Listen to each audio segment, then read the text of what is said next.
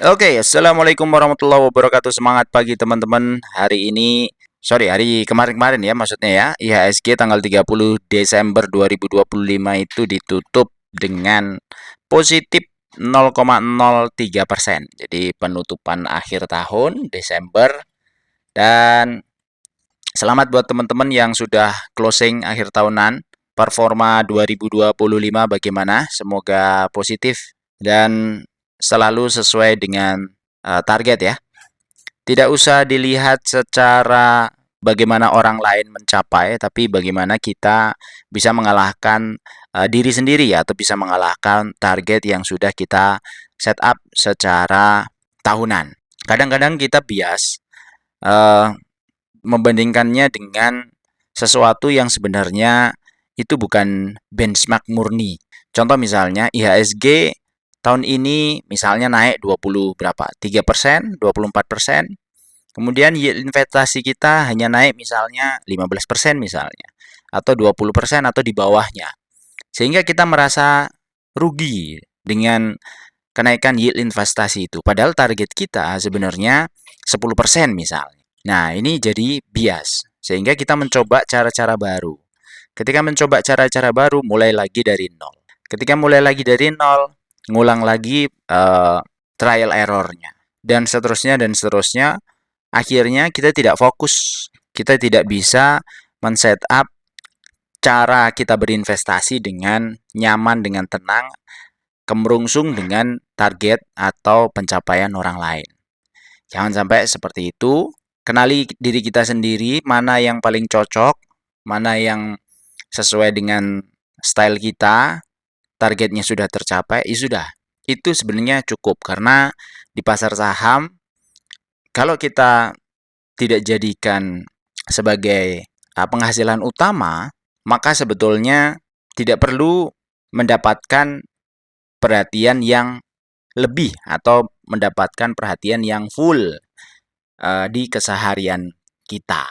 Jadi sesuaikan saja dengan kondisi normalnya kita bekerja. Misalnya orang yang bekerja penghasilan utamanya dari pekerjaan, bekerja satu hari 8 jam. Di pasar saham setup 1-2 jam sehari menurut saya itu cukup karena yang 8 jam adalah untuk fokus pekerjaan utamanya, yang 1-2 jam adalah untuk di pasar saham. Oke, jadi saya hari ini mau bahas terkait dengan harga wajar, cara menghitung harga wajar. Kemarin ada yang tanya, Bang, gimana cara ngitung harga wajar saham? Nah, ini saya coba buatkan sebagai awal tahun supaya teman-teman nanti bisa setup dari awal, bisa menghitung sendiri sesuai dengan yang biasanya saya share di screener. Jadi ini cara menghitung harga wajar saham berdasarkan dividen investing mindset. Ini contoh ya. Contohnya Antam sahamnya. Harga saat ini atau pas closing kemarin 30 Desember itu 3.150. Sehingga kita bisa anggap harga ini adalah harga current ya. Jadi tentukan dulu sahamnya. Setelah kita menentukan sahamnya, harga saat ini berapa, kita tentukan lagi target imbal hasil yang diinginkan. Apa ini imbal hasil yang diinginkan? Kalau saya, imbal hasilnya adalah dividen 1 tahunnya. Dividen 1 tahun kita menginginkan 9% gitu ya. Contoh misalnya 9%. Maka kalau di atas 9% berarti itu sudah melebihi target kita. Kalau di bawah 9% berarti itu di bawah target kita. Nah, tuh. Kemudian yang ketiga, masukkan potensi EPS-nya. EPS itu adalah earning per share ya. Earning per share ini yang saya warnain kuning. Earning per share setahun berapa? Kebetulan Antam itu di Rp308 setahun EPS-nya dia. Lalu selanjutnya masukkan estimasi dividen payout rasionya. Jadi ini dividen payout rasio historis, DPR historis. Historinya sahamnya Antam itu bisa 100%. Tapi kita bisa setup berapapun ya. Misalnya nggak mungkin lah kali ini 100%, 85 saja misalnya. Bisa, ini manual, kita bisa tentukan. Saya anggap sesuai dengan yang sebelum-sebelumnya 100%. Selanjutnya, hitung harga wajarnya dengan interpolasi dari yield dividennya. Caranya gimana?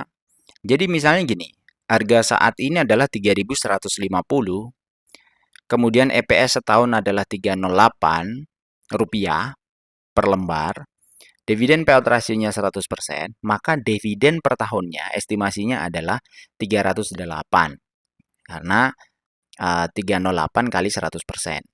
Sehingga yield dividennya kita bisa hitung 308 dibagi 3.150.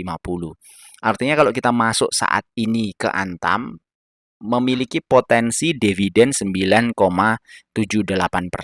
setahun. Cara menghitung harga wajarnya bagaimana? Ya sudah, dari potensi dividen ini kita interpolasikan, kita bagi 9% karena kita pengennya dapat yield dividen itu kan 9%. Jadi kita bagi 9%, maka ketemu harga wajarnya adalah 3.422. Jadi kalau kita entry di 3.422, kita memiliki dividen 9% setahun.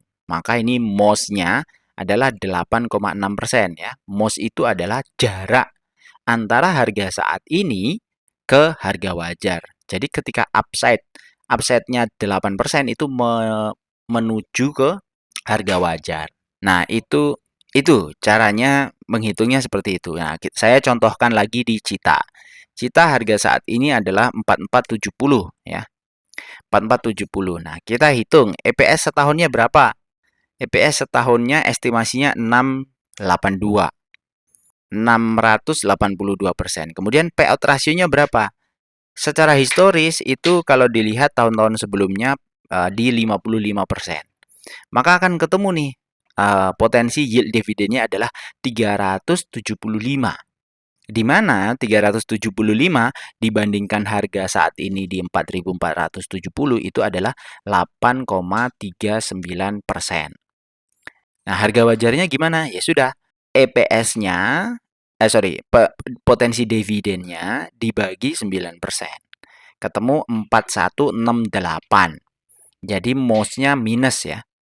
Jadi kalau dia turun 6,76%, itu kita bisa entry atau kita bisa masuk dengan potensi dividen yang kita terima adalah 9%. Jadi saya anggap ini sebagai harga wajar. Dari mana 9%? Dari mana target itu? Itu biasanya saya hitung estimasikan pakai dividend investing ini. Ini kalau 9% setahun itu mid target. Targetnya kita kan 10 juta nih sebulan atau 18 juta sebulan dapat dividen nanti pas waktu pensiun. Jadi garis merah ini target.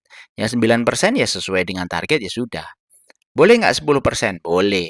Boleh 10%. Ini berubah 10%. Jadi suka-suka kita targetnya ada di berapa itu tergantung dengan pengennya kita. Boleh nggak 7 atau 8%? Boleh. Anggapannya dari mana? Dari deposito misalnya. Deposito berapa sih sekarang? 5% misalnya. Atau 6%. Saya di atasnya deposito sedikit nggak apa-apalah 8% atau 7%. Masih oke. Masih dianggap masuk akal misalnya. Boleh, suka-suka kita. Nah, saya pikir cukup untuk kali ini ya. Di tanggal pertama tahun 2026, alhamdulillah kita sudah melewati 2025 dengan sukacita. Saya pikir hampir semuanya yield investasinya bagus ya. Saya pikir equity-nya juga bagus. Kemarin ada yang komen 20 sekian persen ya. Wajar-wajarnya ya angka-angka segitulah ya.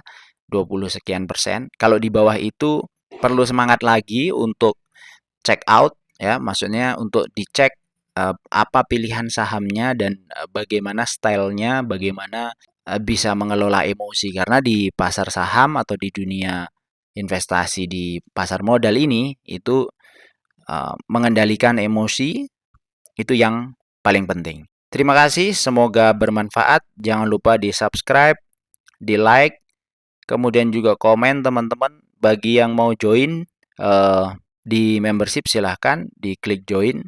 Kita ketemu lagi di video berikutnya. Wassalamualaikum warahmatullahi wabarakatuh.